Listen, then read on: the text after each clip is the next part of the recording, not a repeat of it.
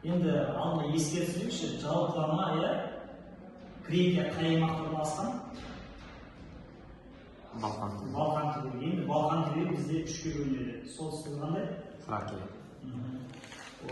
Орталығы Аттика аймағы, оның орталығы Афина. Ал оңтүстігі Пелопоннес, орталығы Спарта қаласы. Енді соның ішінде біз орталығында, яғни Афинада демократиялық құрылыстың дамуы. Енді жалпылама болса Афинада қанша қала болды? 12 қала болды. Және де аристократтар дегенсіздер, Асиеттер дегеніміз Бұхара халық дейміз, қарапайым халық дейміз.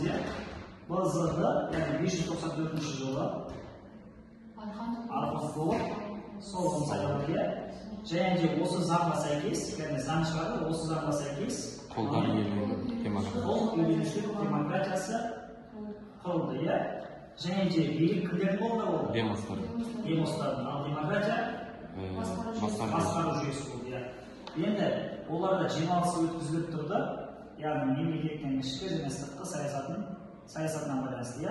Және де ол жиналысқа жасы қанша болды дейді? 20 жастағы ер азаматтар. Айына 4 рет ұйымдастырылды, және жалпы жиналыста қаншадан болды? 500 адам болды. Сол 500-ліктер кеңесін кім құрды? Клисфен. Және де осы Афинаны кімдер деп атады? Теңіз қожасы. Теңіз қожасы деп атады. Және де мысалға олардың кемелері бұзылатын болса, арнайы кеме жөндейтін жерлері болды. Оларды не атаймыз? Верфтер. Және де киімдерін гемати деп атаймыз. БЗ-ді 443 жылы Перикл үздіксіз 15 жыл стратег болып жұмыс атқарды. Яғни Перикл 15 жыл бойы стратег болып жұмыс атқарған болатын. Және де оның достары болды. Анаксагор ол кім? Оқымысты. Ал Феди дегеніміз мүсінші болады. Яғни бұрын бізде кітапта мектептің бағдарламасында айтылатын диск лақтырушы адам деп жаңағы астында Феди деп жазылып тұратын. Қазіргі кезде кітапта айтылмайды, бірақ оқуда кездесетін сұрақ негізі. Дискабол деген мүсіні бар. Келесі Аспасия, ол Периклдің әйелі. Одан кейін дәл осы Периклдің бұйрығымен Италияға кім барды? Геродотты кім ретінде танимыз біз? Тарихтың атасы. Еңбегінің аты? Тарих. Шығыс тарихтың атасы кім?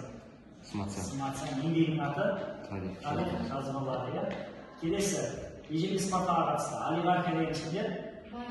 Байлар, ақсүйектер. Илоттар деген құлдар, Грекияны өздері Эллады деп атады.